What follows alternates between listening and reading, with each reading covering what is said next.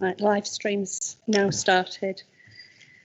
Good morning, colleagues. A lot of new faces in the chambers this morning. It's nice to see you all, see some new faces. If we can start and go straight into the agenda. Item 1 is to note the appointment by full council on the 27th of May of myself as chairman for the 2021-22 municipal year and councillors Sinead Anderson and Sam Smith as vice chairman. I think I'm correct in thinking that's just for noting. Thank you. Item 2 is the terms of reference and membership for this committee. There is one recommendation on page 3 of your papers, which I will move. Thank you, Chairman. Formally second that and reserve the right to speak.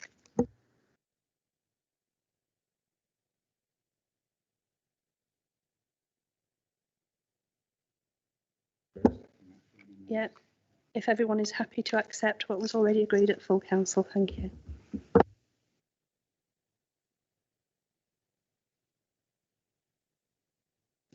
Item 3 is the minutes of the last meeting held on the 19th of April. Now, looking around the chamber, I think that Councillor Jackson and myself were the only members there. So I will. Jason. Could we arrange for Councillor Dobson's mic to go off? Thank you. Sorry. I will move. Second. Thank you, Councillor Jackson. Everybody accept those minutes are a true record. Thank you. Item 4 is apologies for absence. Do we have any apologies? Don't have any apologies, Chairman, but we do have a substitution. Councillor Jim Creamer is substituting today for Councillor Errol Henry. Thank you. Item 5, declarations of interest by members and officers. Do we have any declarations of interest by members? No. Do we have any declarations of interest by officers? No. Item 6. So the first item of business today. This is a report on the independent inquiry into child sexual abuse action plan. There are 2 recommendations on page 12 of your papers, which I move. Thank you, Chairman. I formally second those and reserve the right to speak. Thank you. Does anyone have any questions on this particular report? Councillor Deakin and then Councillor Welsh. Thank you. Thank you, Chair, and congratulations on your new post. I welcome this report and how critical it is that we continue to deal with the mistakes of the past and ensuring that all the children in our care, in Nottinghamshire County Council's care, are safe, and that the homes and the foster places that we have we're 100% confident in place the children without any risk there. Relating to in paragraph 8A of the report, has it got to the point where we know the outcome of the residential staff review? And do we know where any staff got appointed not in line with the safe recruitment practice, and what was the outcome there? And in 8B, did any safeguarding concerns arise from the review, and what actions are being taken there? Thank you. Thank you. Can I take Councillor Welsh's question first, and then I'll ask officers to respond? Thank you. Just to echo what Councillor Deakin was saying, we welcome this report as the Labour group and all the work that has gone into this. We also would like to place on record that we think it was right when Councillor Rhodes apologised, and subsequently it was right when Councillor Cutts apologised for what happened. That was the right thing to do. The only thing I would suggest, just to protect the local authorities and councillors in the future, each report is seen as standalone rather than all together legally. So the expectation of us as councillors to oversee what happens if the future was paramount in the recommendations. And I think the fact that it's not actually included in this report 6 is a little bit of an oversight. even though on agenda item 12, it quite clearly says there's a review of elected member oversight of children in local authority care. I think in this report somewhere it should just at least not acknowledge the fact that there is a report that says how councillors, elected members will be looking over this in the future. As I said, this will be seen as a standalone report. So if we could have that mentioned in the report, we'd feel a bit better, more comfortable about things. Thank you. Mr Edwards, would you mind responding to Councillor Deakin's question and then possibly Councillor Welsh's? I just want to take some advice. Yeah, so with in response to Councillor Deakin's comments about paragraph A, 8 and B, we've appointed someone independent to look at all the recruitment practices. That work's almost completed. There haven't been any sort of major concerns, but where we've needed to do checks and make sure everything's up to date, we've done that, and we'll be finished within about a month or so of doing all that work.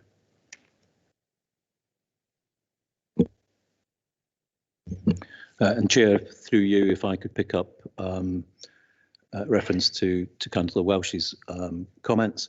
There is a report at agenda item 12, which will cover how members keep informed and assure themselves of the governance arrangements of our regulated and registered services.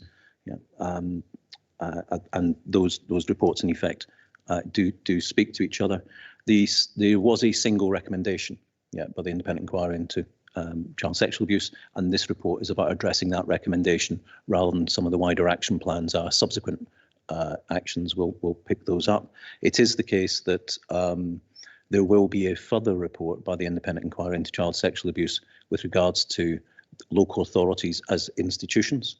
When they have completed and reported on, they have completed and reported on Rochdale, Nottinghamshire councils, the city and the county, and soon to report on and publish the report with regards to Lambeth.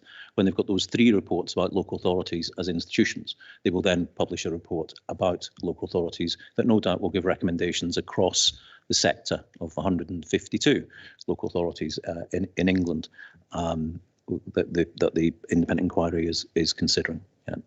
So there is further recommendations, no doubt, that Nottinghamshire will be responding to that are lessons for all local authorities. And just to add to what Colin has said, to reassure members, you will hear me over the next 4 years, as colleagues have in the past 4 years, repeat the regular mantra that we are 66 corporate parents and we all have a part to play in this. So just to reassure colleagues that when we do see other things coming out of reports, as Colin has just alluded to, we will reflect on those and take action according to our needs. We will not observe and do nothing. Any other questions? No. So the recommendations have been moved and seconded. Can I put that to the vote? All those in favour? Thank you. It's unanimous.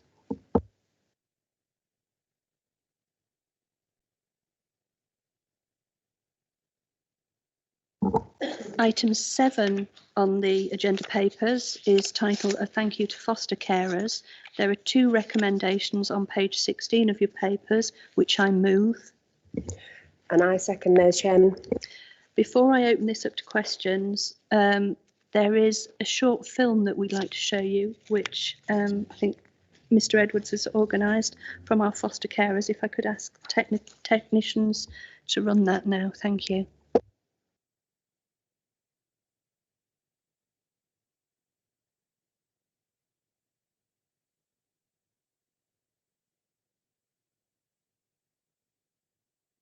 Mr Gately, you assured me it would work. Stuart, if you can hear me okay, are we able to play the video now, please?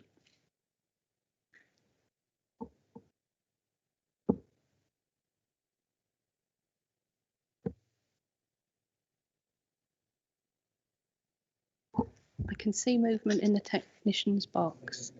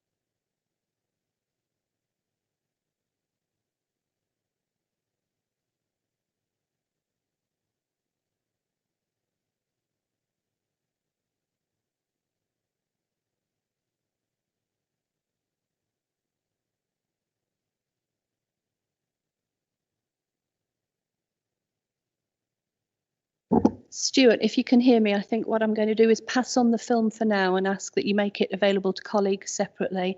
And I'm going to put Mr. Edwards on the spot and ask him if he would just give us a brief reprise of what the video included.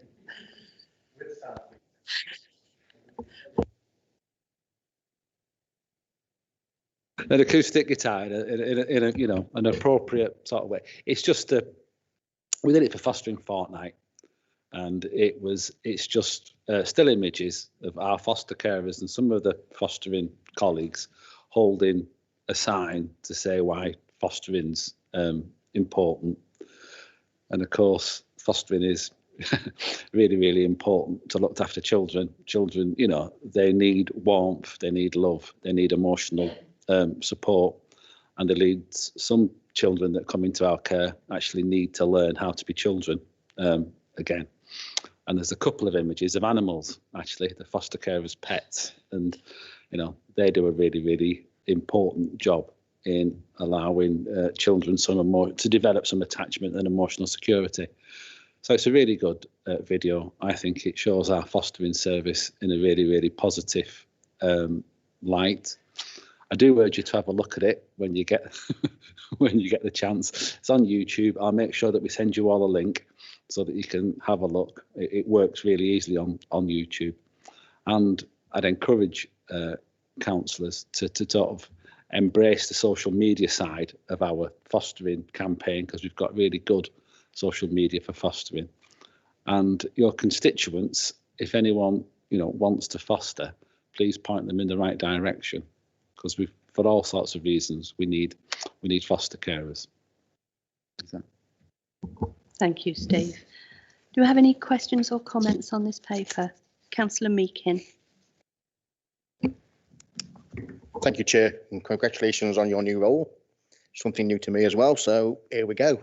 There's been so many people who would thank this authority, especially for carrying out their roles with diligence during the pandemic.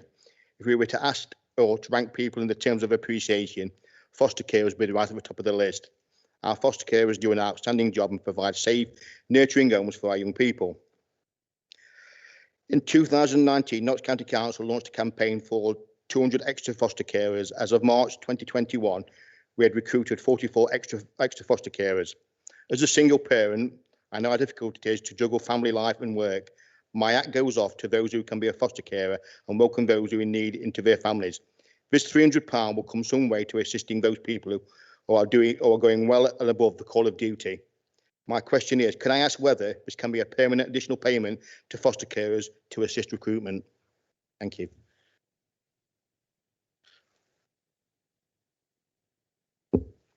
I wish it could. So I think what's important to point out, this committee, I think it was last September, agreed a 30% increase in foster carer payments. So the foster carers have benefited from that.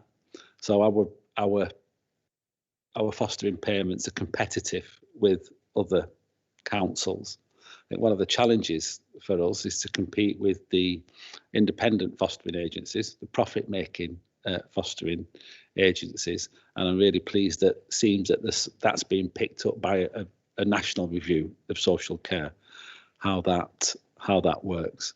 So the £300, it will be welcome. It's just a token, actually, of gratitude, and it came from the COVID money that the council got from central government, so it's appropriate to use that. But there isn't the finance available for a regular one-off sort of COVID payment, and let's all hope that we don't need another annual COVID payment, because I think it's been a lot for all of us, really. I think. Thank you. Any more questions or comments? Councillor Lee. Chairman, thank you very much, and congratulations on your position. It's my first meeting as a county councillor, and I'd like to welcome this report. And I'd also like to thank the officers, because quite recently I heard on the news the Nottinghamshire County Council advert for fostering, and I welcome that, and being able to get out on many different platforms will increase our numbers. So congratulations to the officers, and thank you very much for the report. Thank you. Councillor Welsh, I think you indicated. Just to say what others were saying, really, to really welcome this report.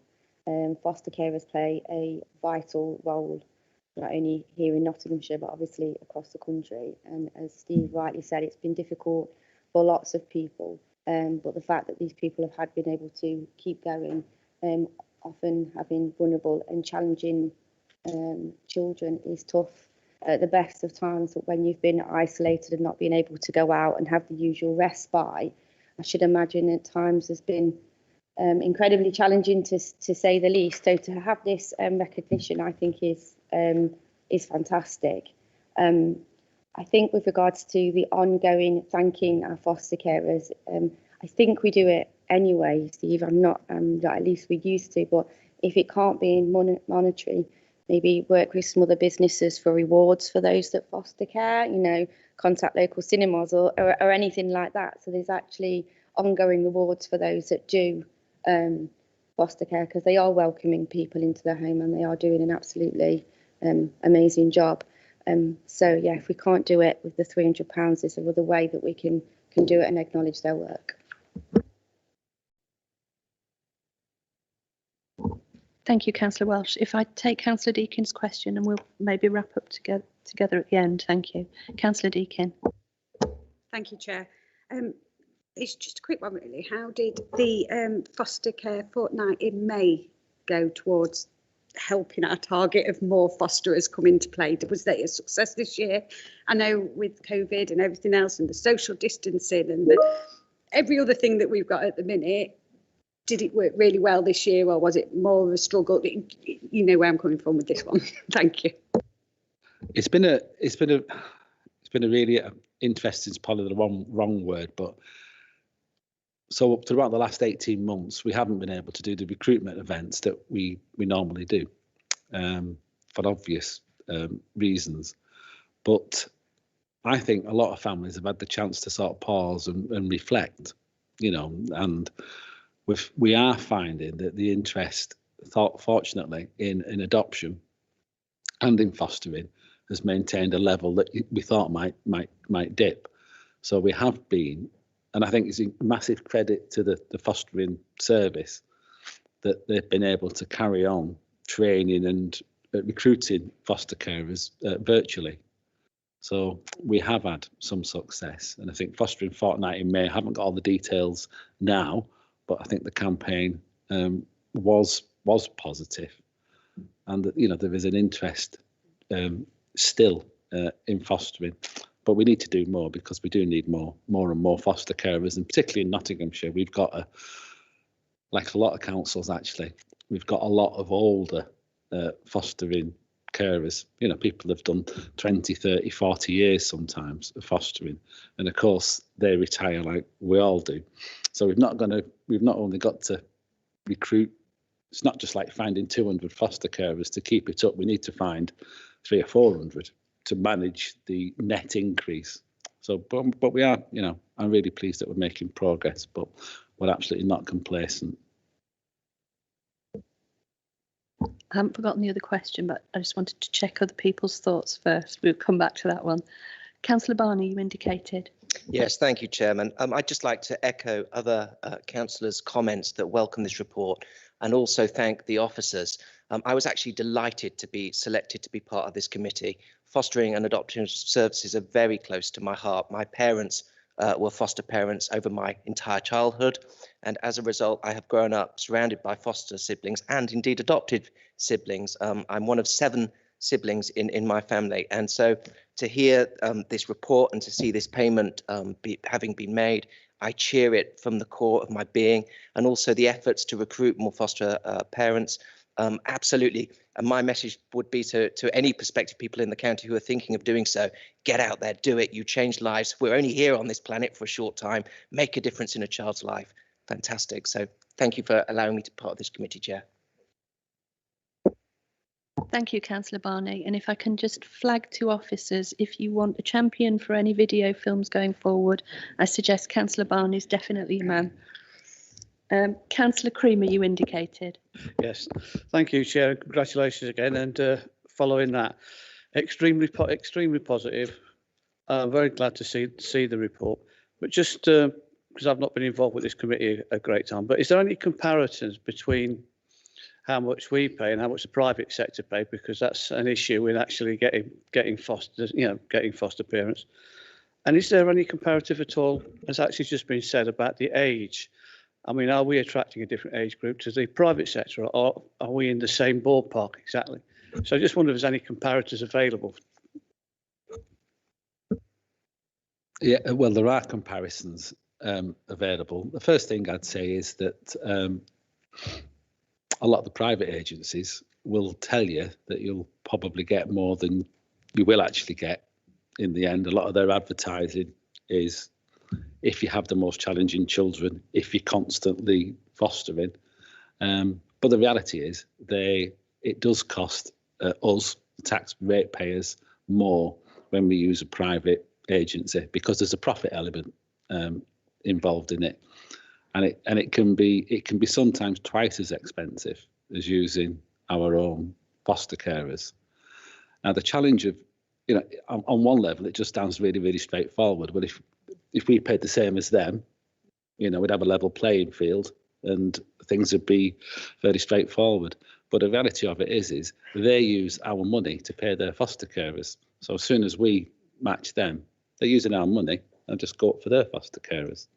So what I think is really important at the minute is there's a national debate about the use of private foster carers and how legitimate, it is really, because in a sense that they sort of, I don't think it's too strong to say, sometimes they hold us to ransom, because you've got to find a placement for the child that needs it.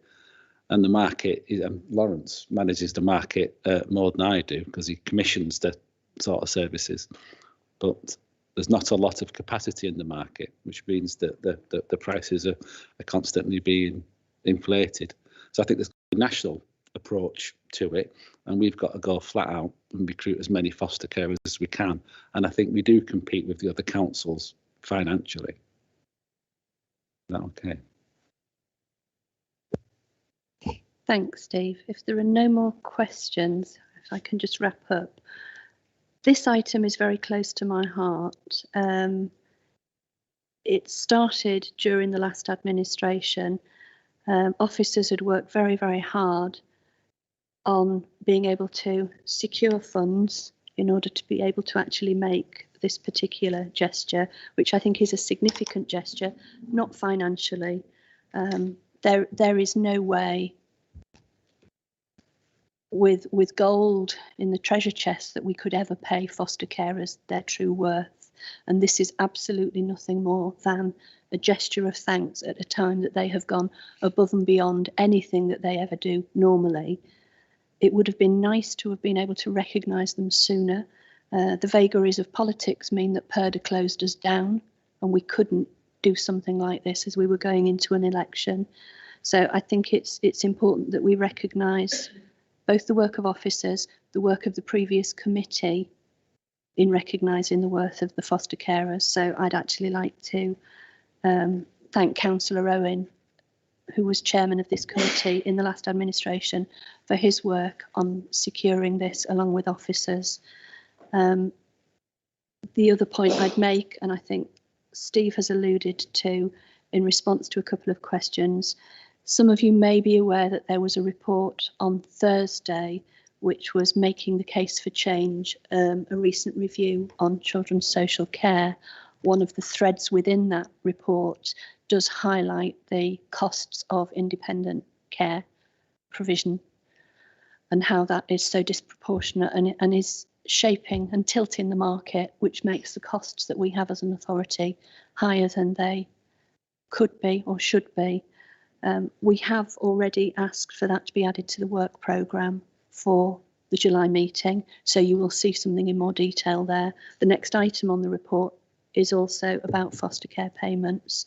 So this is something that we're aware of, have got focus on, are adding to the national voice, and I'd welcome members' views as we go through that.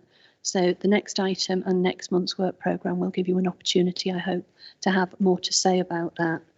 I'm going to move it to the vote, and then I'm told before we move on to the next item, that the video should be working. So the recommendations have been moved and seconded. All those in favour?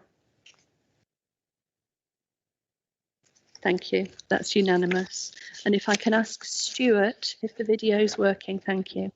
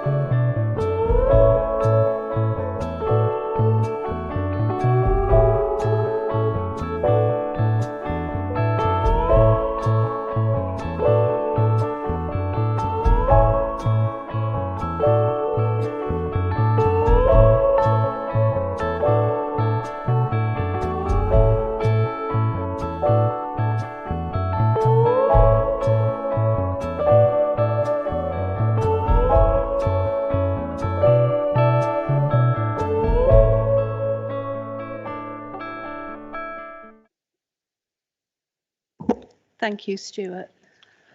One comment, just having seen it again now.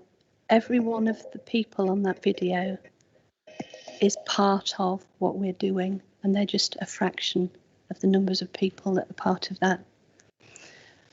I'm going to ask for one slight indulgence from colleagues, because I realise that I did not answer Councillor Welsh's question, which was about ongoing recognition and support. So if I may just add another comment. We do, under normal times, have a number of engagement and support activities going on. We've started in recent years. One of our partners, Terry Galloway, who works with children in care and care leavers, started doing something called the Big Convoy. So there's some activities. We do regular foster carer engagement events. The last year has obviously not been seeing any of those things. But to answer your question, I quite agree, ongoing support and recognition. We do it when we can. It's something we will start to do again. And I think Steve would be more than happy to have conversations with you about the sort of activity and support that there is there. So I apologise for not answering that question earlier.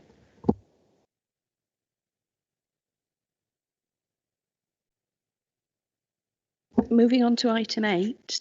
the fostering service report covering a 2-year period, April 19 to March 21, and the national minimum fostering allowances for carers 21-22. There are 3 recommendations on page 23 of your papers, which I move. And I second those, Chairman. Do we have any questions or comments on this report? Councillor Callaghan. We have a number of children in care and it's continuing to rise. Could the chair speculate on underlying factors for this? Mr. Edwards, would you like to speculate on my behalf? I shall do my best. I think it's, first of all, yeah, the numbers in Nottinghamshire are increasing. There's a national increase of numbers of children in care, and our level of children in care is still lower than the England average and the statistical neighbour average. So we do I think a decent job of keeping children out of care when it's safe to do so. I think we've seen an increase in the number of teenagers coming into care over the last few years, and things that's often related to things like gang crime, knife crime, criminal exploitation, child sexual exploitation. So some of the things that are happening in society outside of the family that we're responding to is probably the main reason for the increase in numbers is older children. The numbers are also high at the minute, a little bit higher than they would be, because there's a real backlog in the court, in care proceedings cases. So final hearings that should have been held so that children can be adopted haven't actually happened yet. So that means that we've got a number of children waiting to be finally adopted who are still therefore looked after. So when the courts catch up, those children will come off the number. But the general increase is because largely of concern about risk to children, older children, often from outside of the family.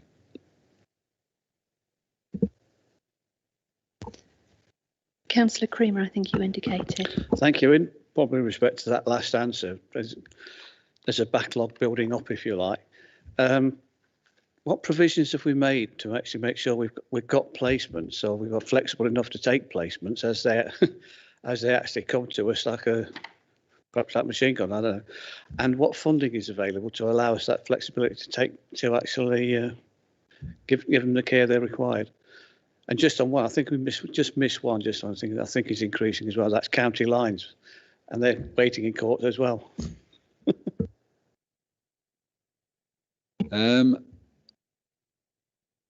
We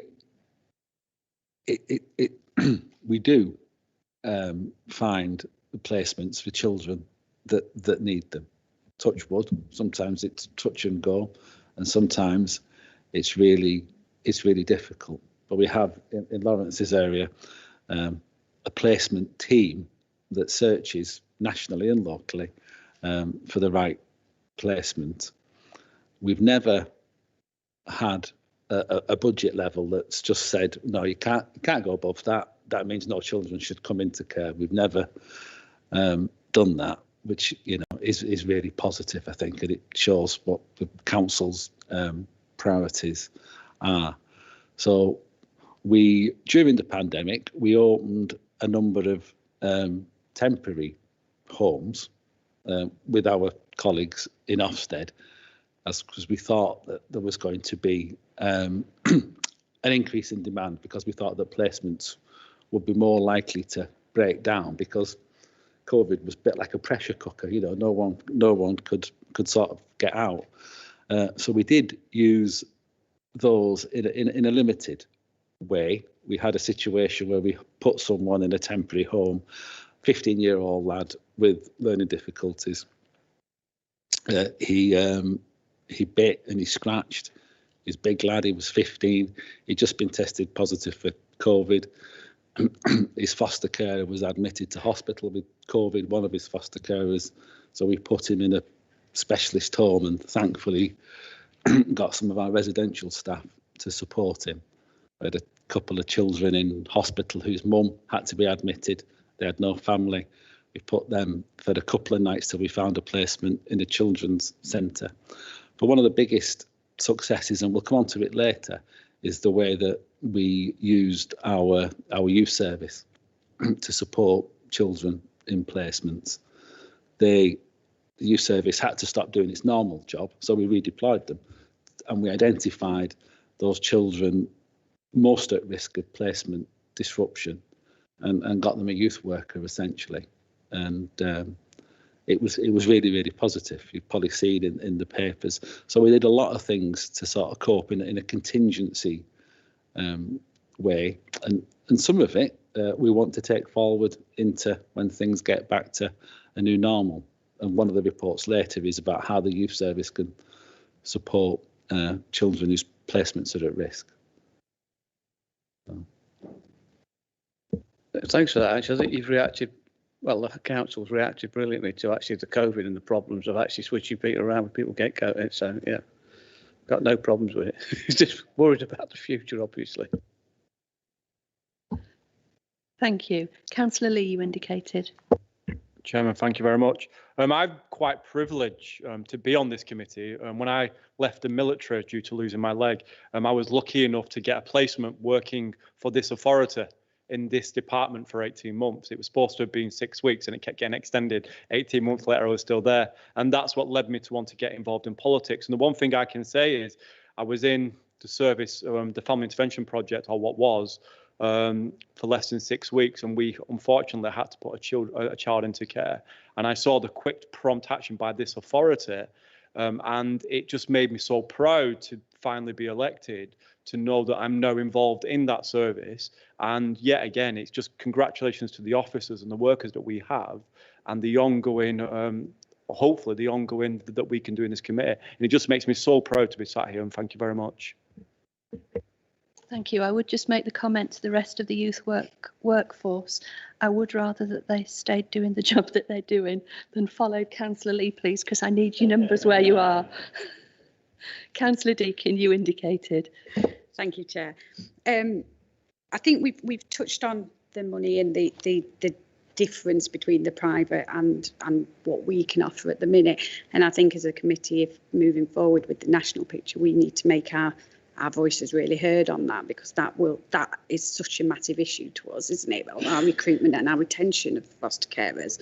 But when we were speaking about the issues and the fact that we're having higher intake of teenagers at the minute, in Ashfield we've got a really, really productive youth council. They are superb. They question me on all sorts of things. I often get an invite every 6 weeks to go to their meeting, and they are talking to me about things that I never dreamt that they would be talking about or that was on their radar. So could we look at using them a little bit more? Because, you know, we're all a bit older and we've all not forgot what being a teenager's like, but it's different now. And actually they'll come with it with a different point of view, and what bits are going to entice the teenagers to listen to us when they're getting into trouble and all that sort of thing. So could we start using the youth council a little bit more and get them involved a bit? And they'd love it as well. They're really striving for that involvement. Thank you. And when I was a district councillor at Bassetlaw, I used to attend their youth council, and I quite agree with you. The youth council groups are very candid in expressing their opinions. I don't know, in terms of which officers do what, I don't know whether POM wants to come in on this, but whether I'm putting him on the spot. But POM Bogle obviously has the lead on youth services. And I would say from my own brief experience since I've been a county councillor, with our engagement with the Young People's Board and seeing what POM's team do wider afield, I think it's possible that he'll say to us, we are doing this, it's just that elected members don't necessarily know, in which case I would welcome more elected member education and involvement. So POM, I don't know if you're in a position to come in or whether technicals are going to fall over on me. Yeah, I'm more than happy to, Councillor Taylor. Can everybody hear us? Yeah. It's just to really repeat exactly what you've said, Councillor Taylor. I think we're really fortunate in Nottinghamshire because we have a fantastic mechanism that's kind of available for our children and young people to actively get involved in kind of influencing the services that are available to them. So that's kind of, you know, meeting with elected members, senior officers, just to kind of inform policy direction and things like that, and more on a local level, you know, shape the programs that are available to them in terms of kind of activities and events and things like that. So, you know, we have that structure available through our district youth forums. Each of, for instance, our young people centres will have kind of active, what we call kind of youth committees. And then, of course, we have our 8 members of Youth Parliament in Nottinghamshire that help to provide a synergy between what's happening kind of more locally and in terms of the national youth voice as well. So I think there's absolutely an opportunity to maybe kind of, you know, I'm more than happy to prepare like a bit of a briefing note or a presentation to kind of explain what that structure looks like in Nottinghamshire, just to kind of raise everybody's awareness really, because the more we can get children and young people involved in shaping our services, the better it's going to be in terms of the overall outcomes. So yeah, absolutely, I'll be up for that. Thanks, Pom. So if we take that as an action, Councillor Deakin, that Pom will do some form of briefing, but you've heard we are quite busy, and I think it's councillors that maybe just need to have a bit more sight of what we are doing now. Thanks, Pom. Any more questions? So I beg your pardon, Councillor Welsh.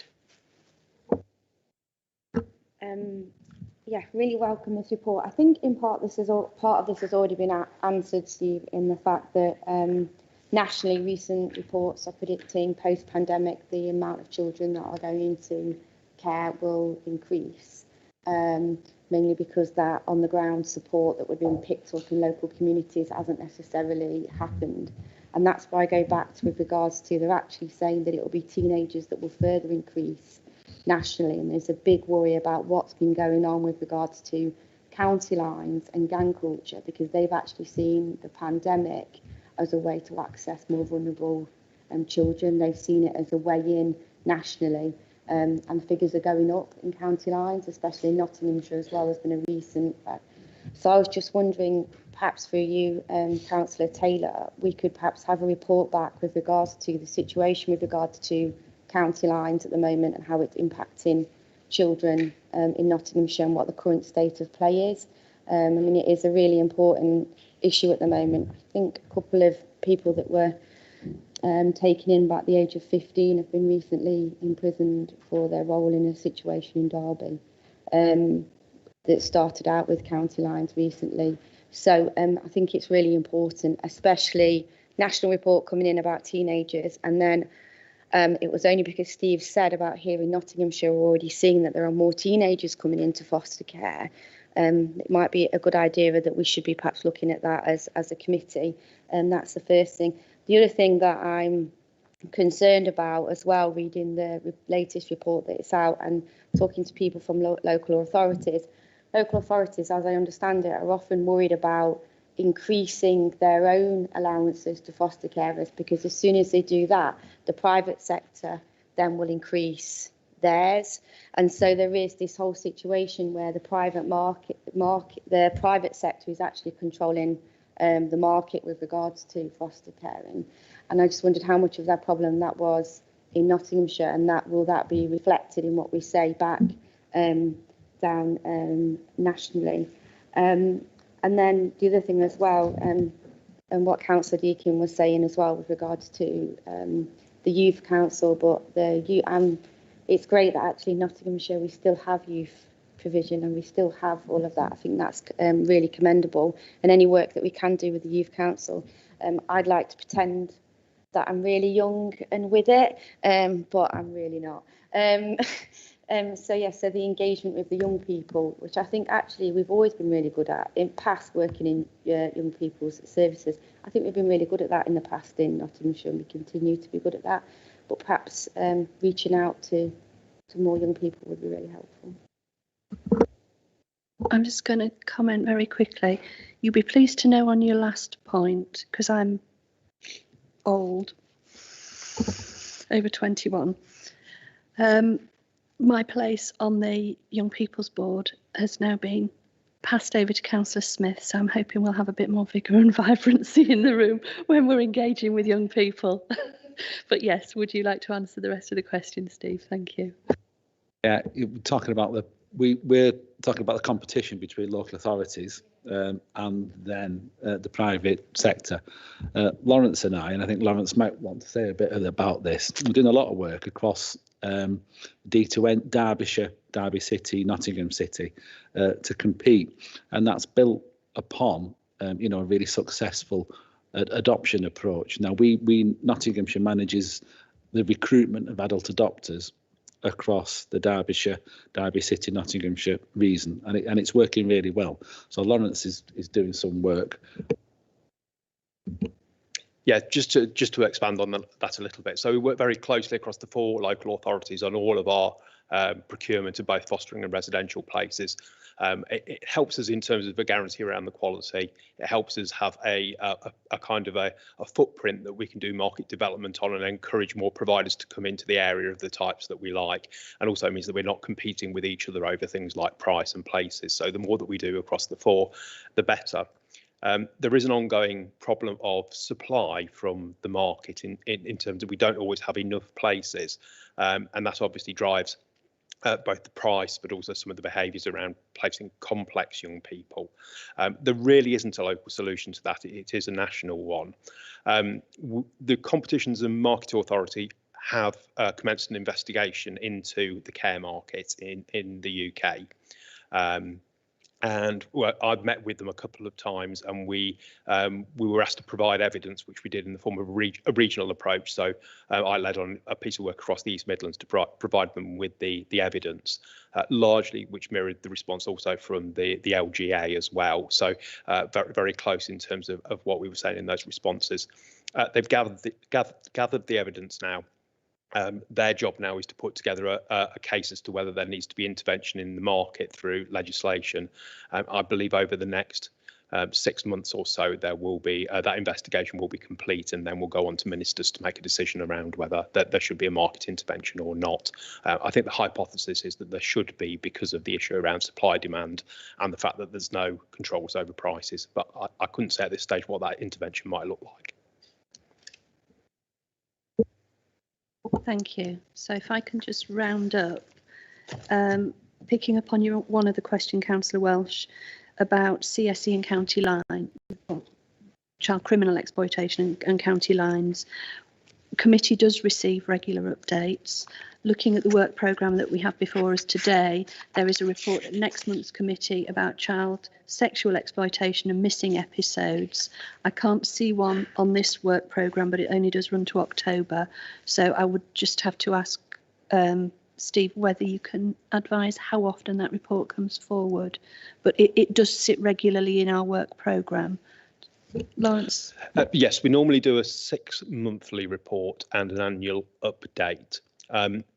The only issue around county lines per se is that the police will normally only release the kind of information relating to county lines after the completion of investigations and court processes. So it will always be quite historic rather than current information, because they're very tight around the way that they manage the intelligence on anything that's ongoing, and also very cautious around not undermining any court proceedings. So unfortunately, being too explicit around current information isn't possible, but we can at least get within that give a flavour of what's going on. It's an issue. It's not a highly prominent issue, but it is certainly something that we've been very concerned around, and where we've done previous practice reviews, including some notable ones in the media over the last couple of years around county lines issue for Nottinghamshire children. Thank you. So that's just to give some reassurance that whilst it may not be evident on the work programme today, it is part of our ongoing work. and I'd welcome comments, obviously, as those reports come forward. So the recommendations have been moved and seconded. Can I ask for a vote? All those in favour? Thank you. That's also unanimous.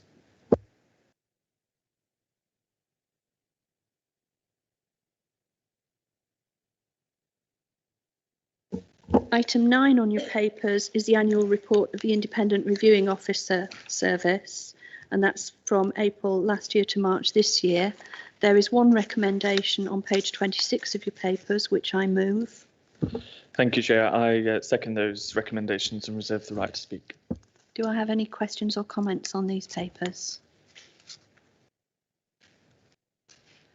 No? In which case, can I take us straight to the vote on this one, please? All those in favour? Thank you. That's also unanimous.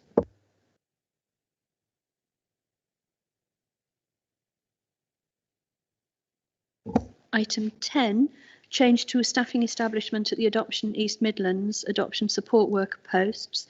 There's one recommendation on page 52 of your papers, which I move. And I second that, Chairman. Do I have any questions on this item? Councillor Deakin. Sorry, it might be me and my reading ability by item 10, but so we're getting rid of, so we're disestablishing the social worker post for the adoption support worker. What about the social workers who are the ones that we're disestablishing? Are they being moved to elsewhere, or because I know social workers are in high demand, so I'm assuming we're keeping them somewhere. We're not losing them. Yeah, I wish we were. The vacant posts, so there's no one in them at the minute. But we would definitely keep them if they were permanent posts. Councillor Creamer. Yeah, just to ask for some clarification, basically. The report's just a little bit light. There's a net gain of half a post. But in loss of in terms of specialisms of bands Bs and grade 5, is there some way we can have a little bit more information about the factors behind the decision?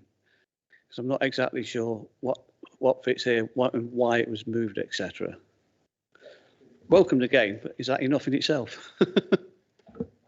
I can certainly explain a little bit of it.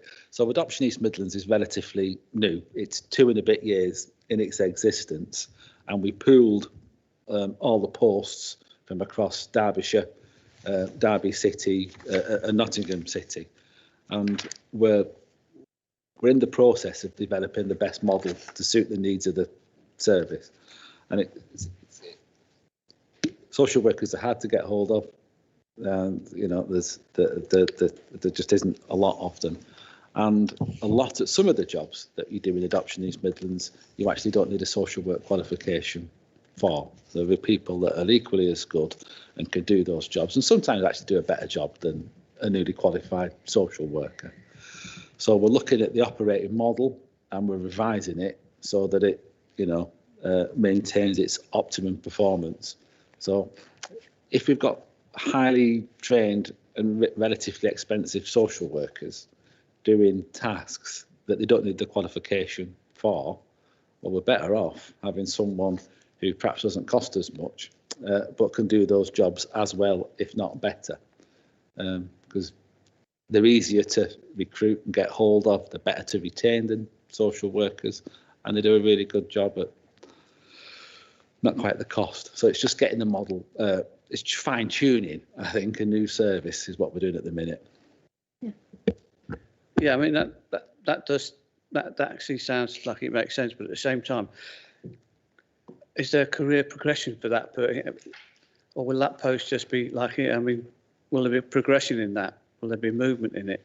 Because posts that stay static at that sort of level, they don't stay filled very often. People move. Well, we've got a grow your own scheme so people that work in non-social work qualified posts and want to progress they can apply to go to university through a grow your own scheme to train as social workers. And the West Notts College, actually in Mansfield, just looking now at establishing a social work qualification as acting as a university.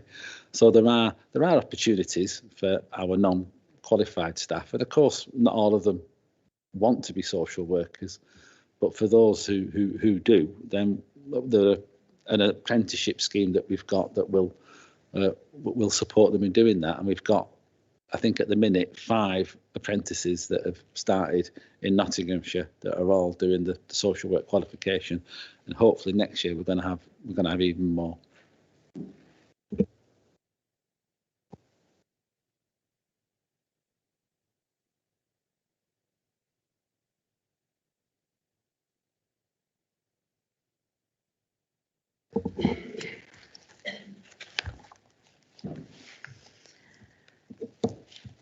Item 11 is provision, achievements and progress of the Children in Care Council and participation of children and young people looked after. There are 2 recommendations on page 59 of your papers, which I move. And I second those, Chair. Do I have any questions or comments on this item? No, in which case I will just comment on this one. This is one of the areas of active engagement, again led by youth service and social work staff. We're very fortunate in Nottinghamshire, not only with the staff that we have, but also with the young people that we have. The Children in Care Council operates broadly with 3 groupings, sort of primary, secondary and post-16 looked after children, engaging in some of those conversations that colleagues have asked about already. How do they make their voice heard in the way that we shape their services? And again, I've been fortunate enough to attend those meetings. Councillor Anderson will be attending those meetings in the future. It would be helpful to members, I think, to read about the Children in Care Council and watch out for reports as they come through at different times, and you'll get a sense of the sort of messages that the Children in Care give us and how we seek to respond to them. And again, I'm going to bang that 66 corporate parents drum. The more that you get to know about the children that we take care of, the better we will actually serve their needs. So if there are no other comments, if I can take that one to the vote, please. All those in favour? Thank you, that's carried.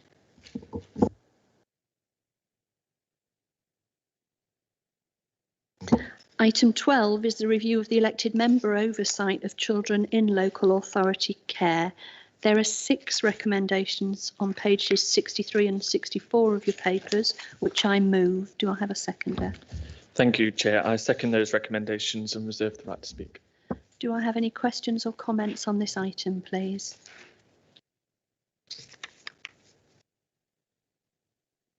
No? In which case, I'd like to just thank members, past and... Sorry, I beg your pardon, Councillor Welsh, you do have a question. That's okay. Early years, I think it was Kate Middleton, and I'm not one to necessarily quote Kate Middleton, was saying that early years is heading towards an absolute disaster at the moment because of post-pandemic provision and the lack of it. I am on the right paper, aren't I? We're on paper 12. No, okay. Review sorry. of elected members. No. I'll come to your question when you get to that one. Thank you. I just wanted to comment on this particular work stream. This was a discrete piece of work that we undertook. Again, kind of had its origins in the ICSA report and how we reflect on our own service delivery. Unfortunately, some of those members who participated are no longer with the council or not on this committee. Councillor Deakin participated in the early part of this paper alongside Councillor Helen Ann Smith, and I thank them for their contributions. Also, particular thanks to Councillor Liz Plant, who's no longer a serving councillor, having chosen to retire, and Councillor Kate Fole, and my own colleague, Councillor Saddington. So this was a genuine piece of cross-party working. You'll have gathered from the style I've adopted today that I do tend to allow conversation in meetings, and some of the meetings that we had, which Lawrence attempted to manage us through, were very long meetings where we did actually get to explore a number of the themes. So there was a lot of work went into producing this. It's clearly not yet a complete work. We now need to see what we do with the recommendations that may come out of it. But I did want to take the time to thank those members who invested time, effort and thought into actually shaping this report, and to thank those officers who actually managed to frame some of our meandering conversations into a document which actually presents and gives us some action points to go forward with. So if there are no other comments or questions, can I take this to the vote? All those in favour? Anyone against? That's carried, thank you.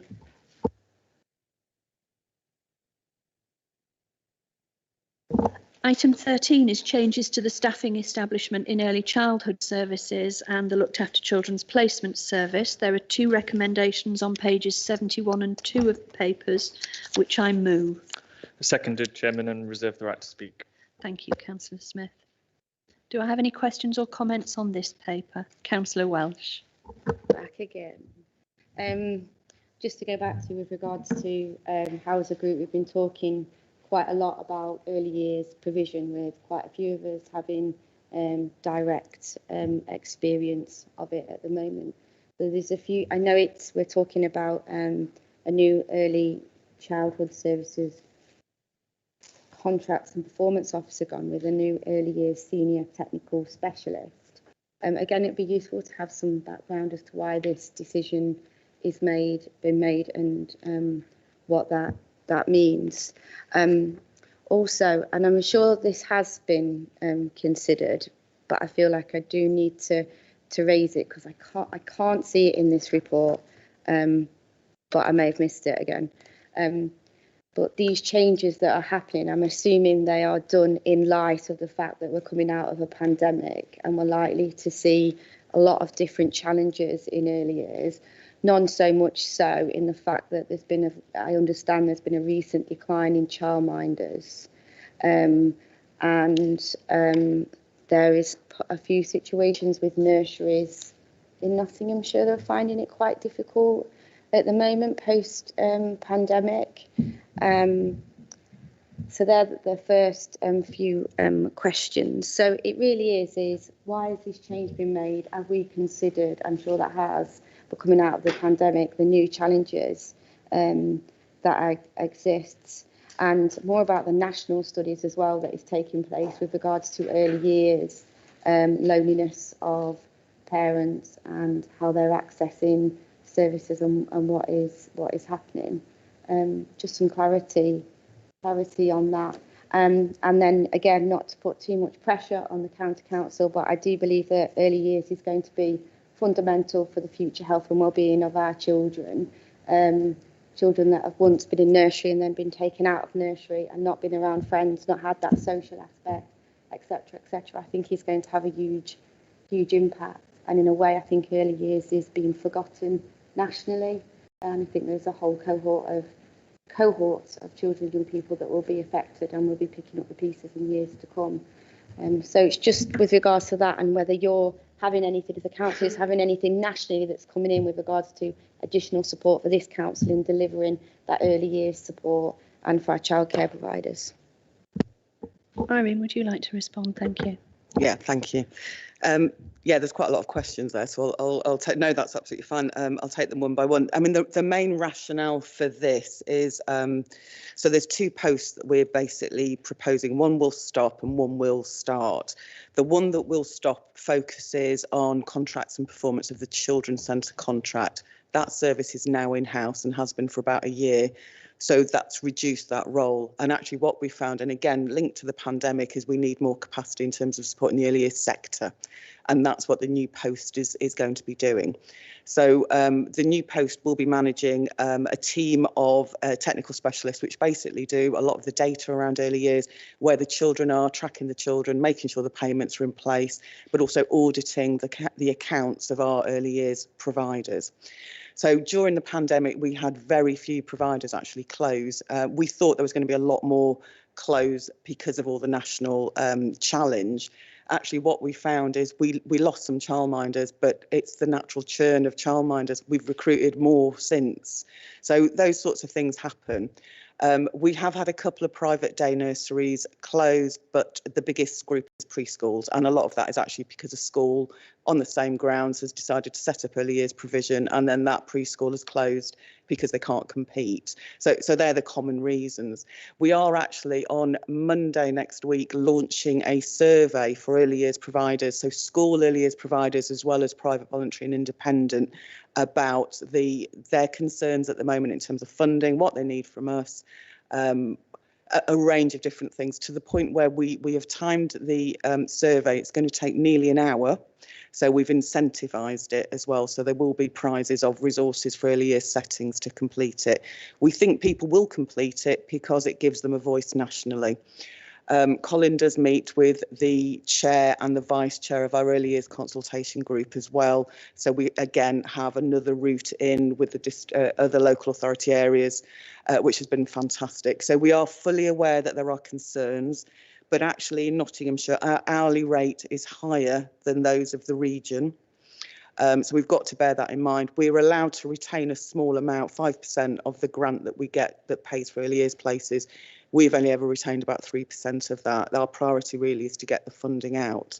What we retain is for early years posts, although the posts in here are about local authority funding, so they are different, which is why it's coming here. So we know that there's a need. We know we're increasing capacity around it.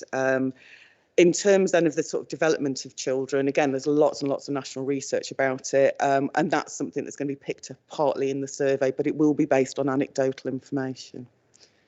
Do you want to carry on? Sorry. No, sorry, had you okay. finished? Yeah, No, that's carry fine. on, yeah. Interestingly, we've had some anecdotal data as well about children who have missed out on early years provision. Some have deteriorated in terms of their outcomes, some have actually improved. And that is very much about the home learning that they've had. All the evidence says that if you've got good, high quality home learning, your outcomes are going to improve. And for many of our children, they did. Those that didn't tended to be those of the working parents who were working at home because they didn't have that time. So we know speech and language, but again, it's anecdotal. We haven't got the hard evidence. Normally we would do an early years foundation stage assessment. We didn't do that last year, obviously, because of the pandemic. So it's hard for us to track the progress. So we're doing more of that. I mean, the thing to say as well, early year settings did open in June last year. So despite the lockdown and the restrictions with schools, all early years were open to all children from June. Some decided to slow it down and not open at that time. They weren't quite ready, but the rest of them pretty much did. But we are aware, and we are doing a hell of a lot at the moment with our new moms, our lockdown babies, and the research around lockdown babies is huge. And that's something we're cascading with all of our teams and the early years sector. Have I answered everything there? Yeah, thank you. Thank you, Irene. Councillor Lee, you indicated. Chairman, I think I'm on the right bit. Sorry, I had to leave. I just want to see, is this targeted? Is this targeted in a certain area, or is this? With this particular report, Councillor Lee, this is about specific officer roles and tasks undertaken, as opposed to the wider targeting of early years support and services. Any more questions or comments? No? Colin. Thank you, Chair, and through yourself. I just want to assure members new to this committee that early years is a really, really important part of what we do and what we support. Yeah, it's not only important because of the impact it has on children preschool, and the development of children preschool, but it's also important about the role it plays in the wider economy. The early years provision allows people to go to work in the first place, and therefore ensuring that the market is secure is really important to us.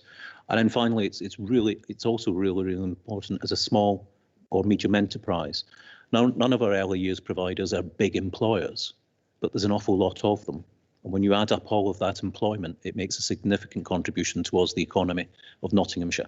And therefore, we are really keen, which is why every 4 or 5 weeks I meet with the sector, and we have contributions. It's why this council decided last Easter that it would pay and support early years providers during the fallow period of last Easter, and an investment of, Irene, you're going to have to remind me, £300,000? £300,000 that meant for those free school fallow weeks around the school holidays of last Easter, this committee, this county council made a decision that they would not have a fallow week, but would pay free childcare provision for early years settings. And it's why I wrote to the Secretary of State for the Ministry for Housing, Communities and Local Government, Robert Jenrick, to outline those very arguments around why the early years sector is so important to us. And we did that several months ago. It does feel that in terms of the national psyche and radar, that's just beginning to come on to the radar more widely. Thank you. So if there are no more comments or questions, I'll take this item to the vote. All of those in favour, please. That's also carried. Thank you. Item 14 is the child poverty update. There are 2 recommendations on pages 83 and 84, which I move. Formally second, Chairman, and reserve the right to speak. Thank you. Again, slightly ironic, this is an item that Councillor Liz Plant was keen that we should have on the agenda and isn't actually here to debate it with us.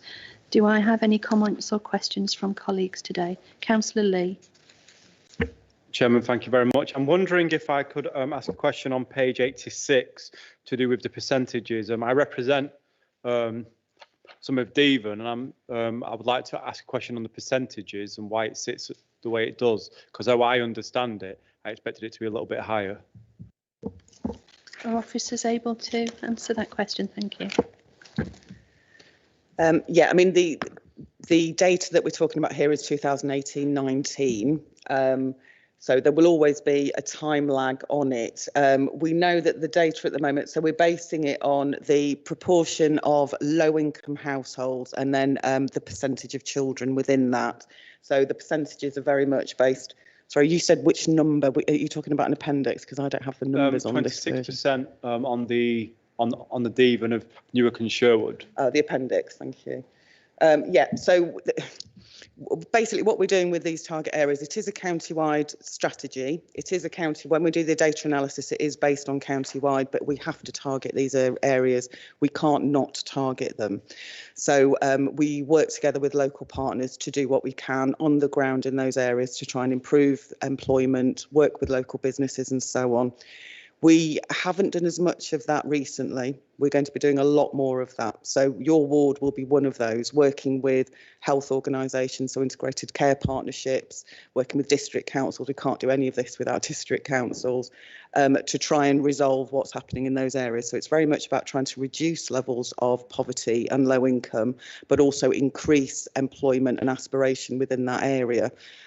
So there is a lot, but the data we always have to be a bit cautious with, because this is the data that we get nationally. There are a number of different ways to measure child poverty. So you may see some different statistics in different reports, but these are the ones that we are comparing ourselves with others. That's what all other local authorities do. Does that make sense? Yeah, thank you. Councillor Creamer. My question may literally just have been answered. I'm not sure. I was going to ask how this actually relates to the deprivation index, because in actual fact that can go right down to street level. So just not low income families. So I'm wondering just how. Does it relate in any way, or do we relate it in any way after what you've just said about different indexes? Yeah, there's a number of different measures. So there's the IMD, Index of Multiple Deprivation, which focuses on all ages. There's the Income Deprivation Affecting Children Index. Both of those go down to local super output area, so that's street level data. This data doesn't. This data only goes down to ward level. So we look at all of those data fields together to really drill down to, well, which estates are we talking about? Which streets are we talking about? So there is a mixture that we use, but for sort of comparison data, we use this one, which is around low income. This is basically the baseline, but you do drill down a bit further.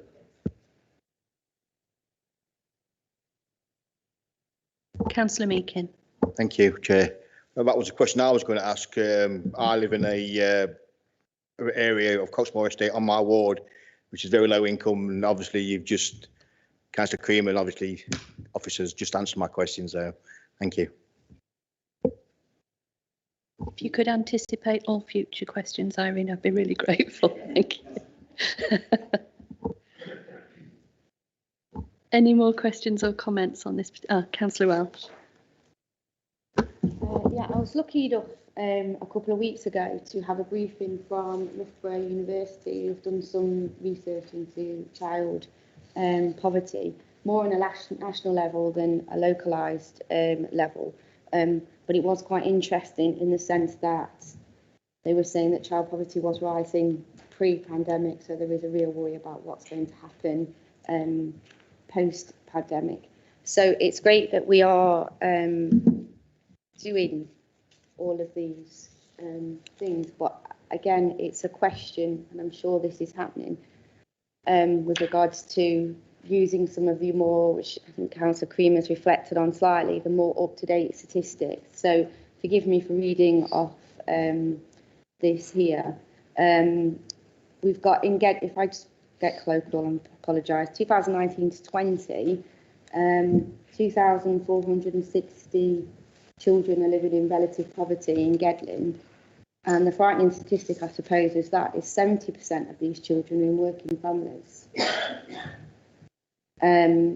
Which I find quite astonishing, really. And then because they're in working families, they might not fit the criteria of some of the things with regards to children's centres when they are actually living in relative poverty.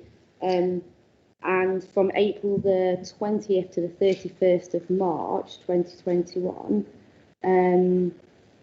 3,806 emergency food parcels were given out to children in Gedling alone. I wonder if we've got those figures for Nottinghamshire. And again, having a reflection on the criteria that exists for some of those more targeted services, with the acknowledgement that not every child actually fits into some of those categories. And there's a larger group of children that are living in poverty that perhaps can't access those services. That's a lot more children living in Gedling that would be able to access children's centres in Gedling. But the statistics are saying that they are living in poverty, which means their parents are living in poverty and they don't have enough food to eat, but they can't access a children's centre service. And I think that's a bit, if there's 70% of them that are working, they wouldn't necessarily meet the criteria for children's centres, given what I've read. Yes. Irene, before you answer, can I just come in just to point out something else within the reporting? This report was brought at Councillor Plant's particular request, and as Irene has indicated, the data is, because it's the national data and it has publication timelines, this is 18-19 data. You're obviously reading from a very particular report, but I just wanted to draw colleagues' attention to the work programme, because in the next two committee meetings we do have two other reports coming forward which I believe will take a more detailed approach to certain aspects, particularly impact of COVID. So in the July committee meeting, we have the COVID Winter Grant Scheme final report, and that's about how we applied some of the extra funding. And in the September meeting, we have, I think, September or October, we have another item which is on, it's the September meeting, child poverty and the impact of COVID. So, please, if you can answer Councillor Welsh's question today, but just to flag with you that there are two more reports coming forward to this committee, and a lot of the timing of that was down to data being available and officers being in a position to complete work streams and analysis. Thank you. The first thing I want to just clear up is who's eligible for children's centre services. At no point is it based on means tested access at all. So a lot of the families we do work with are in work, on mat leave, a range of different things. So I mean, that's absolutely critical. We target the service, but we target the service. It could be based on, low mood. It could be, any sort of worry. So just to reassure people that it's not based on any sort of welfare entitlements at all. You're right in terms of the figures. Like we've said already, there are a number of different ways to measure things. Some things are based on estimates as well. So employment data comes out before this sort of data is. So some people will guess. I'm sure there's formulas for it that I'm not so familiar with. So yeah, just to kind of bear that one in mind. Working families are absolutely a priority for us. We know that there are a lot of families who don't meet the threshold for things like free school meals. We often call them just about managing families. So they don't always hit the radar of some welfare that might be available, free school meals and so on. We do a lot with CAB, credit unions, all sorts of people really to try and engage those families. Like we said already, we don't turn them away. When we delivered the COVID winter grant scheme and the local support grant, which is just ended yesterday, in fact, families in low income households that are working were absolutely the priority. And one of the reasons they were the priority is because so much of the funding was already going into families with free school meals that we felt actually this group was a group that was missing. So we did include them within that.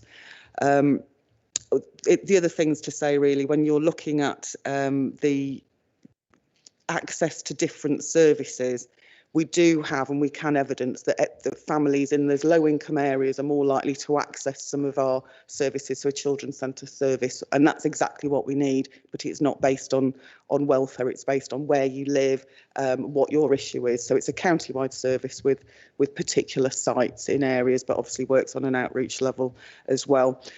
The chair has already mentioned there's 2 reports pending, the one in September, but it may be postponed to October because we need to do lots of consultation with families and services. That one will be looking at local measures, so things that we think will indicate a change. So, for example, free school meals, it was only in the news last week, free school meals, the number of claims going up has shot up. We have started looking at that. We know claims are going up, but it doesn't necessarily mean that eligibility has gone up. So it's hard to come up with some conclusions. On paper, it would look like absolutely there are more families eligible for free school meals. The only data we have is who's claimed them. So you can come up with a bit of a conclusion, but with lots of caveats in that. So that will be picked up in the next report, and there'll be more opportunities there to discuss and scrutinise some of the data that we've got. Thank you, Irene. Do we have any more comments or questions on this item? I take this to the vote then, please. All of those in favour? Thank you. That's also carried.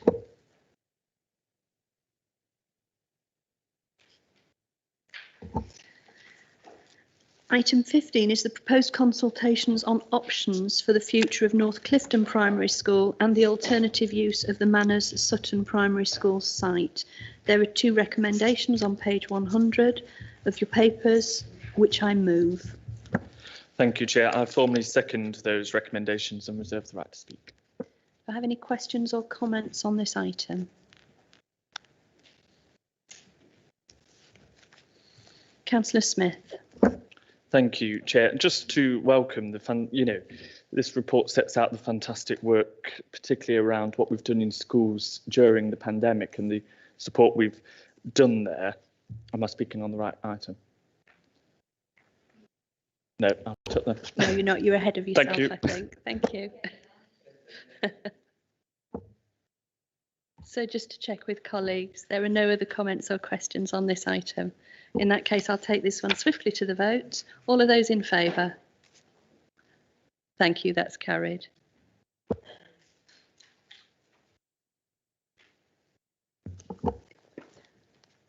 Item 16 is to establish the Placement Stability Youth Work Team. There's one Sorry, I beg your pardon.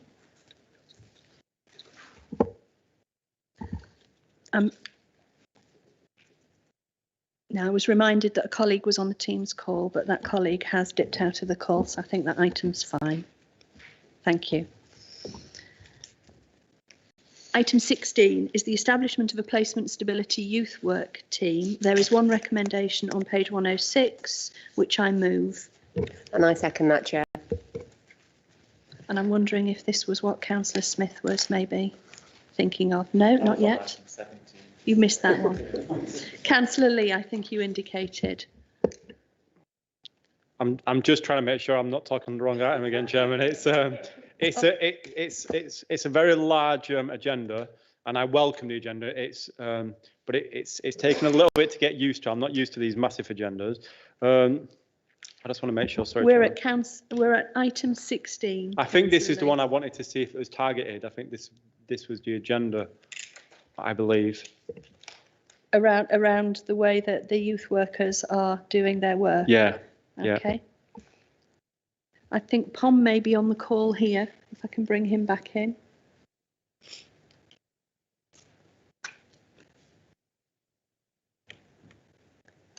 Hello. No, we can hear you, Pom, but we can't see you at the moment.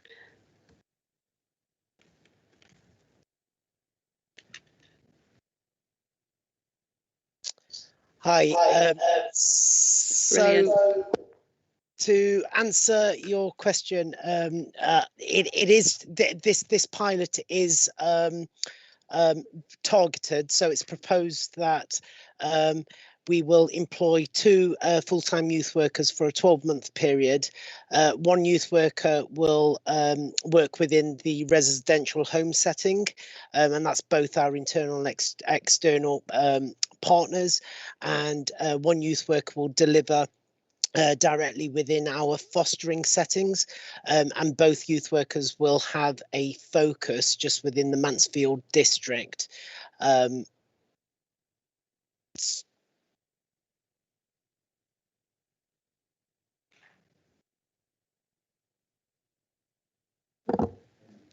Thanks, Pom. Okay. Yeah. Does that answer your question, Councillor Lee? It does, Chairman. Thank you. Any other questions or comments on this item? Now, I'm going to keep Pom on the line because I think he's got the next item as well.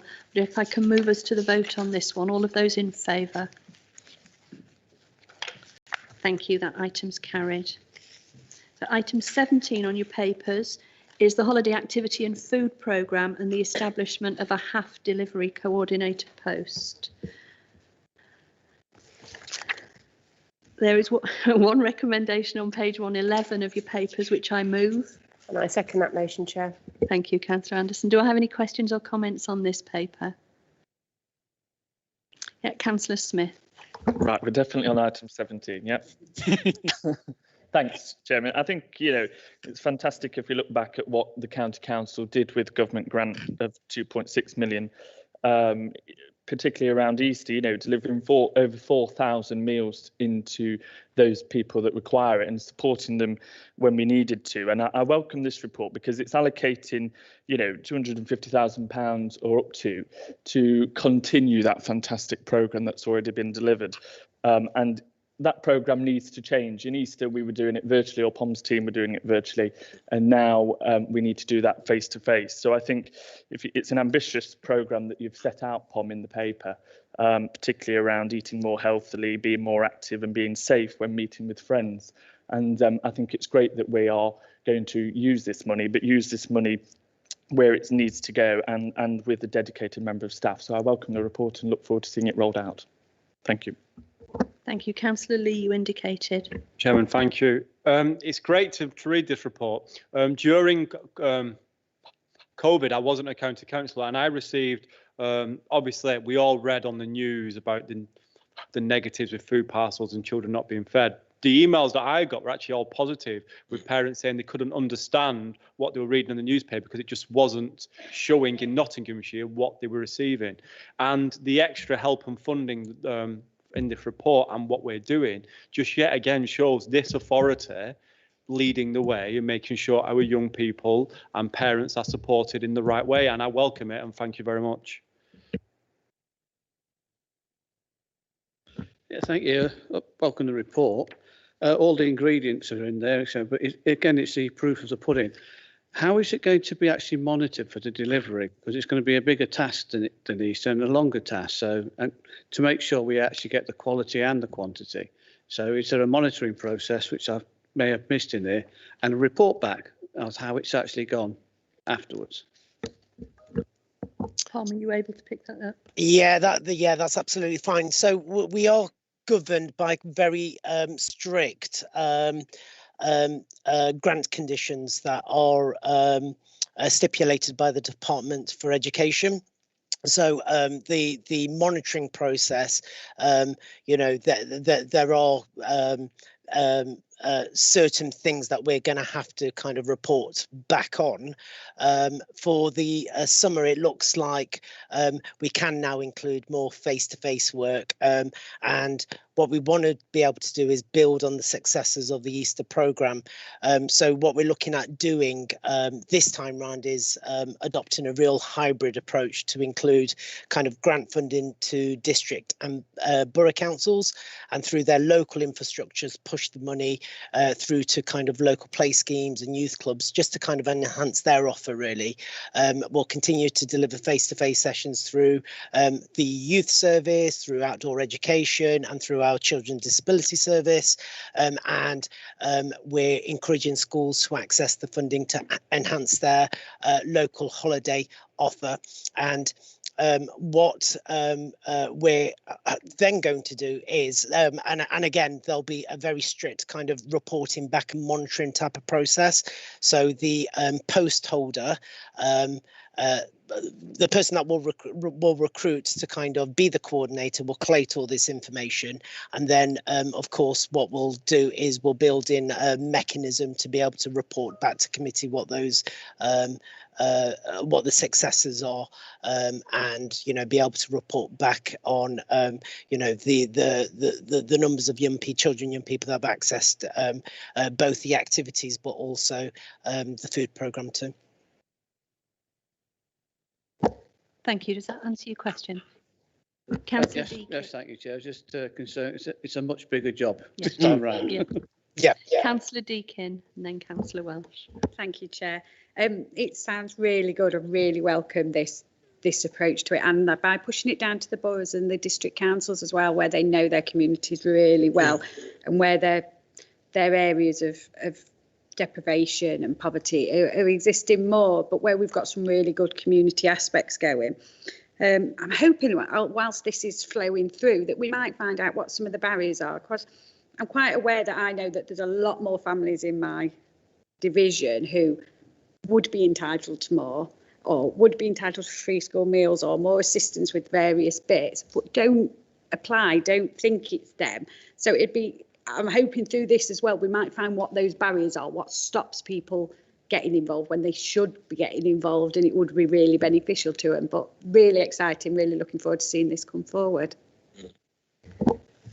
Thank you. Is that something you want to comment on, Palmer, or are you just going to take that away as something else to do? Yeah. No, I think that's absolutely right, and I think this is a very new programme for us in Nottinghamshire, so it will present us with some opportunities to kind of learn more in regards to what the needs profile looks like, and you know, hopefully we'll be able to build on our the programme by knowing more about our local communities. So yeah, it is something that I can take away.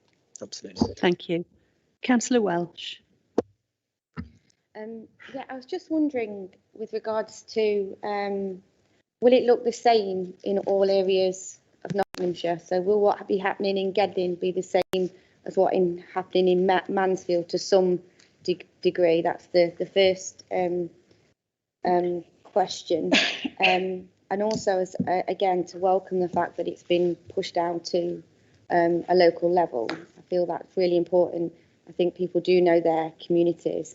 I echo what was said with regards to breaking down some of those barriers. Feedback from someone that works at a feed bank is often that some of the families that they know that are in need don't actually want to come to food bank, for example. So there are those barriers that exist within communities.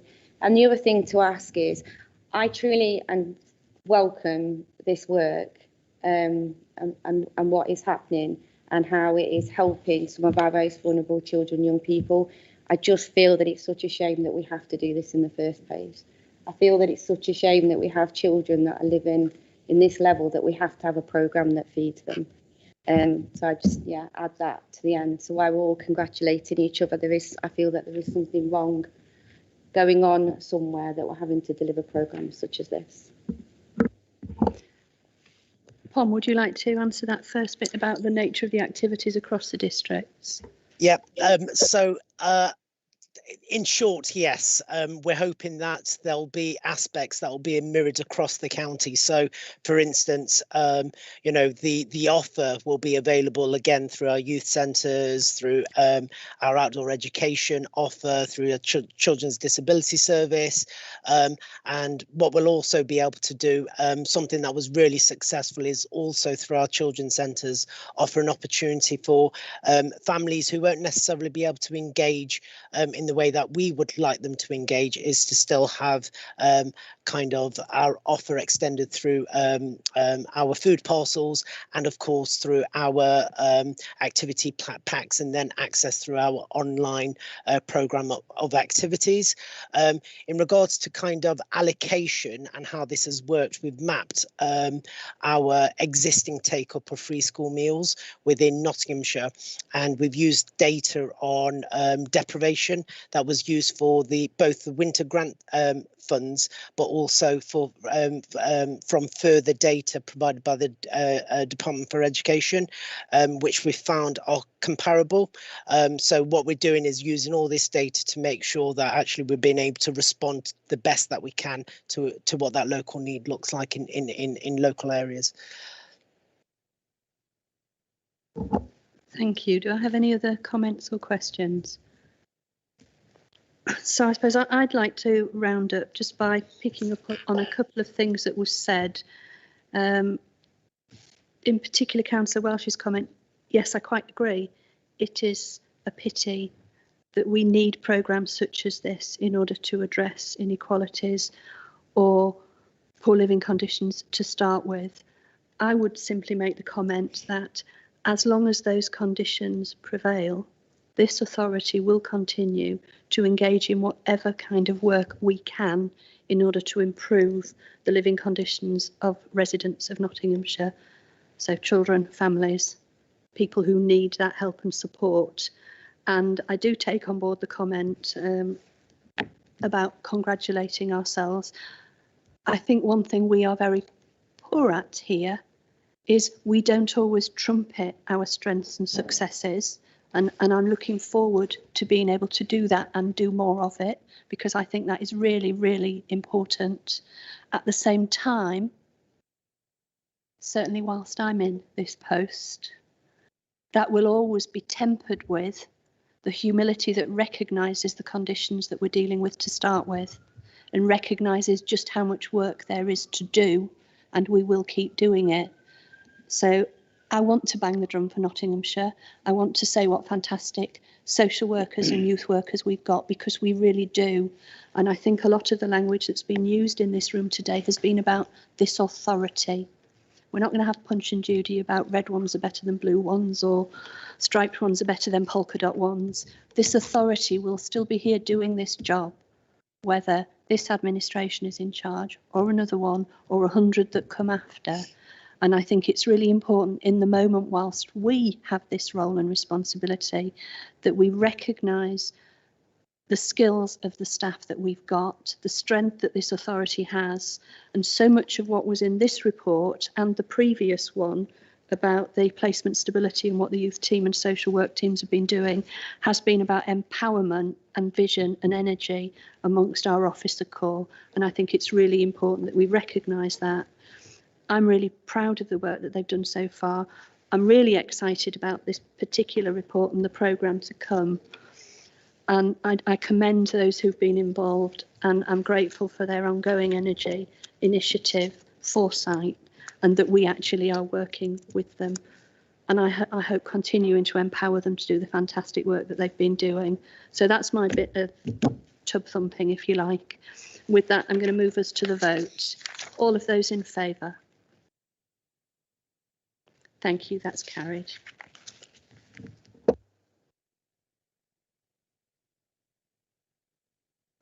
Item 18 is a report on the closure of the residential unit at Fountaindale Special School, and this is a response to a petition that was presented to full council. There are 3 recommendations on page 116 of your papers, which I move. Thank you, Chair. I formally second those recommendations and reserve the right to speak. Thank you. Do I have any questions or comments on this item? Councillor Creamer, you were a bit faster off the mark. I'll take you first.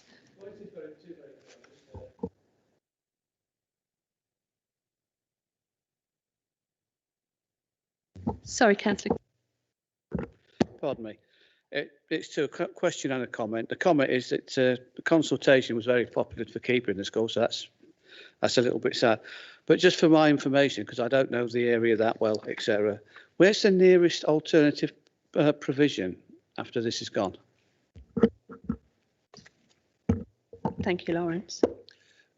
So this provision was part of the school. It's never been part of our short breaks offer for disabled children. So it's never been something that we've offered as a county council. It's been something that the school themselves offered. We have a short breaks offer. We have respite care in the form of the big house and some of the beds at Coldwell House as well for children with disabilities. And then we have a range of different providers offering all kinds of different short breaks, and parents can also take personal budgets to provide short breaks for disabled children as well. So there's a big variety of things on offer for the families of disabled children, and to allow the children to get a break and the parents to get a break from caring. But this has actually never been part of that portfolio from a county council perspective. Because just on that, the actual closure, the people that it's actually affecting, have they been given the information either by the school or ourselves where to get alternative provision?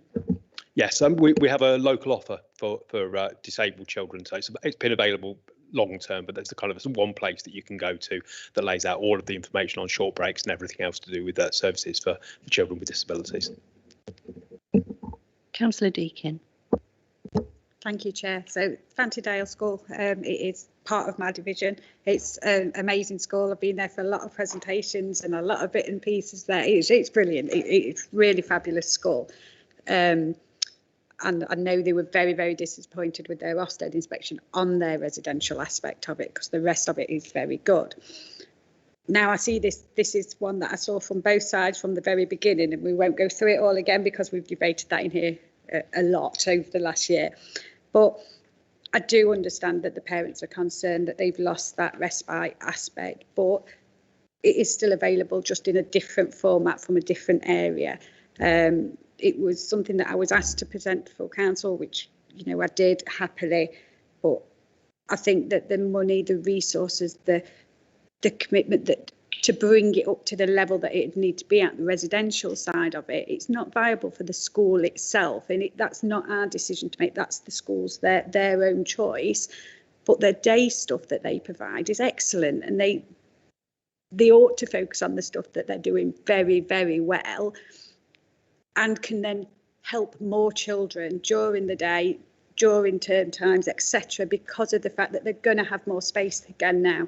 So I do see both sides of this one, but it's a decision that's been made, and I think with the best intentions at heart, and there is still other things out there for the respite care. Just before I ask officers to comment, and it may be to correct me just in case I'm expressing myself poorly, for both Councillor Creamer and Deakin's questions, I don't think it is the case that the children at Fountaindale were using this facility for short breaks. That was available across our wider offer. My understanding is that the residential unit was used for extracurricular activity, such as growing life skills for them. But if I'm under a misapprehension, then officers will perhaps correct me and speak to that point. You're right. It was once every 6 to 8 weeks, wasn't it? They got an overnight stay to do more independent and more learning overnight as well. I think thank you for that comment, and thank you for saying also that clearly the decision has been taken under extraordinarily difficult circumstances. I think for absolute accuracy, I really need to point out the school was placed into special measures by Ofsted because it wasn't the residential. It was, I mean, the whole thing went in, but technically it wasn't the residential that put them in. It was to do with the quality of the education and the provision there. We believe that the school, at the point it was handed over to the Evolve Academy Trust, that the school would be deemed to be good.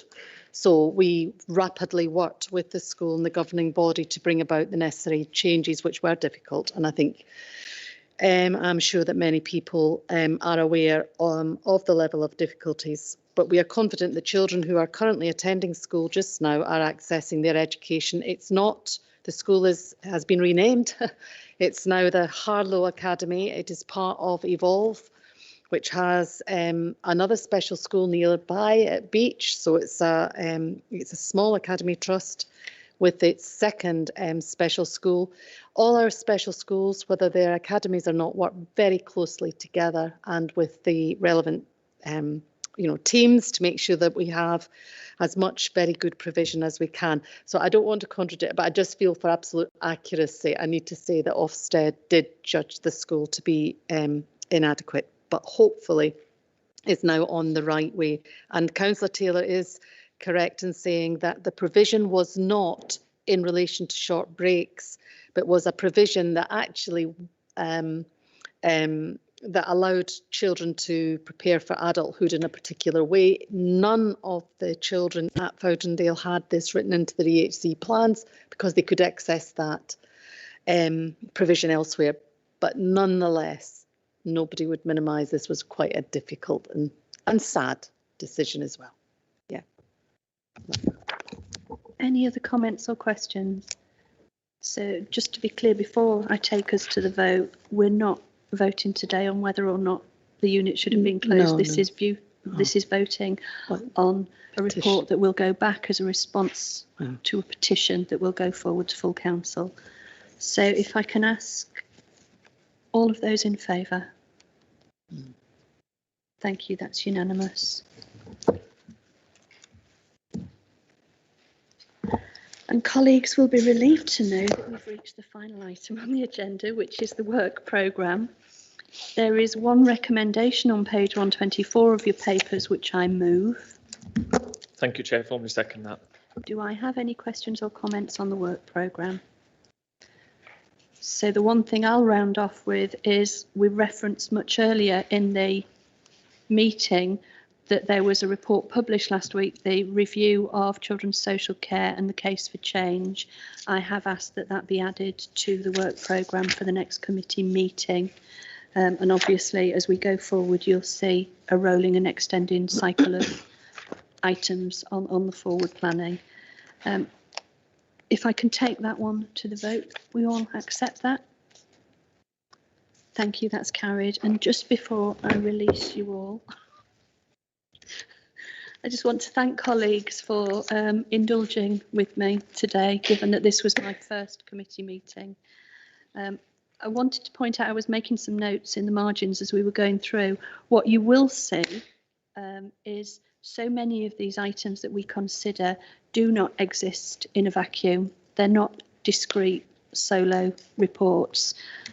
They all impact each other in so many ways. You know, we've talked about foster carers, the adoption services, we've talked about child poverty, we've talked about the value of the youth services, and as we go forward that will be a common theme, that nothing stands in this portfolio area, nothing stands in isolation. There are so many overlapping areas of work.